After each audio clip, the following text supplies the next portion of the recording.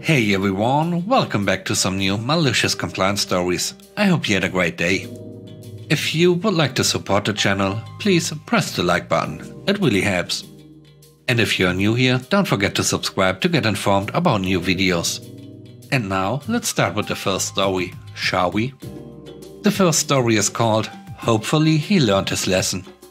I work for a railway company as a train manager. During the checking of tickets, we get a little grey zone, as we call it, to bend the rules a little bit as we see fit. We mostly do this to avoid aggression and to make sure we can live with ourselves afterward. While checking two guys, they both had a ticket with reduction, but only one had a valid card that granted said reduction. In this case, it was for low-income families. They have 50% off on public transport here. Those cards are strictly personal and have to be renewed yearly. When I asked where the second guy's reduction card was, he said he forgot it at home. It's clearly stated on the ticket and the card that the ticket is only valid with the card. Now, because he used his friend's card to get his ticket, I should immediately give him a fine. But because I'm not a very strict person and feel a little bit sorry for people with low incomes, I decide to disregard the wrongfully bought ticket. I treat him as if he had no ticket, meaning I get to sell him a new one at a slightly higher cost because they should have one before getting on board. Now, the guy that forgot his ticket was thankful because the fine would be more than 5 times the amount of a new ticket. However, his friend decided he didn't want to play by the rules and started insisting that he'd get the fine and that he would pay it later. They eventually started arguing and I tried to intervene, only to have the second guy insult me. This is where I drew the line. I'm used to being insulted by now, so it doesn't bother me at all. But that doesn't mean that I let people get away with it easily, which is where the malicious compliance comes into play. I calmly asked, "Sir, are you certain you want me to follow company guidelines here?" To which, of course, he answered yes. So I proceeded to make the fine.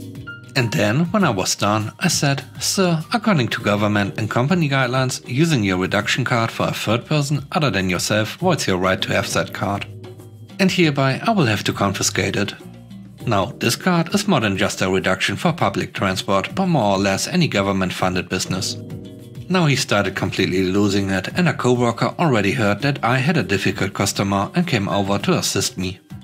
I told the guy that he had to calm down and let me do my job, because otherwise company policy instructed me to call railway security on him. I continued checking the other passengers, and then about 40 minutes later, at the final station, the two guys came to me and the second guy apologized for his behavior. Which, I must say, caught me completely off guard. So I returned to my helpful self and cancelled the fine. We can do that within an hour of making it. I sold him the normal, slightly more expensive ticket and gave him his card back. I really didn't feel like doing the paperwork for it anyway. So, in the end, me being maliciously compliant made him rethink his actions and hopefully turned him into a better person. Well, maybe not a better person, but at least he learned not to behave this way with you. The next story is called A Big Favor. Back in the early 90s, I was working for a company that provided staffing for US government agencies. I was a system administrator at a large Department of Transportation facility. One day I walked in, was told to see my supervisor, who very apologetically told me that Uncle Sam no longer wanted me working there, and well, I was fired. I was told to go to the contracting company's office on the other side of town, which I had never been to, save the day I was hired. Shocked, I drove up there. I was like 24 and had never been fired before. In retrospect, I know what happened. The project I was working on was failing. Not because of anything I did or didn't do, the concept itself was flawed. There were 3 people who worked on the project, 2 were federal FTEs, plus me, the contractor. Anyone who has had experience with this knows the contractors are the first to go. So I'm sitting with the manager of the local branch, who has an email from the government employee in charge of the Doom project listing a parade of horribles that I had done. Some of the minor ones were true. I had been late a few times, but the major ones were just fabrications. They claimed that there was a problem with the networking and that a contractor had to be engaged to fix the problem. Is that true? Well, yes, I am that contractor. I diagnosed the problem and then I fixed the problem. That's my job. Or at least it was until a couple of hours ago. The manager realized pretty quickly what's going on. Not that it gets me my job back. As we go through the separation procedures, he tells me that per company policy he's required to document that I'm not eligible for unemployment compensation. I just nodded because I didn't know much about these things. He says I'm getting a 2 weeks notice and that for the next 2 weeks I am to show up to his office. He offered the use of office equipment to print resumes, apply for other jobs and the like. So, after a couple of days, he says he set up an interview for me at another project at the same facility. I immediately agreed.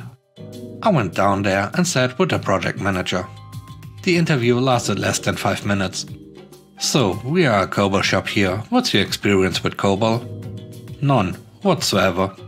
So we both realized it was a bad fit. I went back to the office, confused as heck.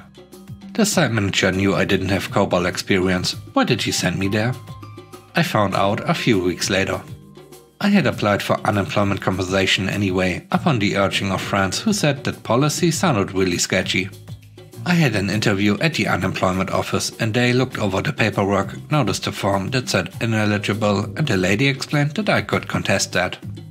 I said sure. She asked me if I've been applying for work. I said yes. She asked if I have had any interviews. I told her about the one I had and her eyes widened. She smiled. If they interviewed you for another position, that means you were not terminated for cause. You were let go because of a lack of work, that's a layoff. She then marks on the paper that I'm eligible for unemployment compensation. I asked if I still need to contest their finding. No, they can contest my determination, but given that they actively tried to keep you employed after these events, I'm not gonna fly. He did you a big favor by sending you on that interview. The last story is called The Bank That Rhymes with Volkswagen. Years ago we had moved from one state to the next. About a month ago, some lady had managed to find an old checkbook or something of my dad's and managed to clear out his entire savings. My dad tried to buy groceries and thought his card was broken, went to order a new one and was shocked when he found out that all of his money was gone. Naturally, he tried to clear it up with the bank. He said to me later that there should have been noticeable red flags for the bank when going through that check. We were out of state and the check that the lady cashed was pretty old, about 5 to 6 years old. And my dad recently had a divorce about 3 years ago and had to make a new account. They are required to check signatures and I'm not sure how they managed to pass that. It should have been suspicious from the start, since it was cashing out the entire savings. The bank apologized and said that the banker handling the situation will be disciplined and the police will be called. She was found and arrested later. And that his money will be returned in 2 or 3 days, or today, and a $40 transfer fee was required. I'm not sure how the entire conversation went exactly, but here is the breakdown. Why do I have to pay a transfer fee? That's for our policy, sir.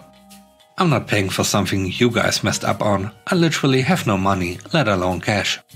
I'm sorry if we aren't up to your expectations at this time. Can you please talk to management and see if you can get it in by tomorrow? Hang on. My dad was put on hold for 30 minutes until he was put on the phone with a manager who wasn't much help. Dad was still trying to be nice at this point. Can you at least put in the money tomorrow?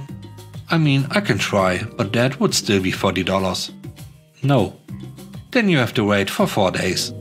I'm not paying for some idiot's mistake. If you don't like our service, then you are welcome to go somewhere else. Cue malicious compliance. My dad hung up and called me over to help him drive to another bank. He didn't tell me what he was doing after he made an account. When his funds were back, he transferred the money to his new account. No big outcome, but if you look at the business practices of some banks today, the best way to deal with them is to vote with your money. Thanks for watching the video. I hope you enjoyed it. Have a great day. Bye bye.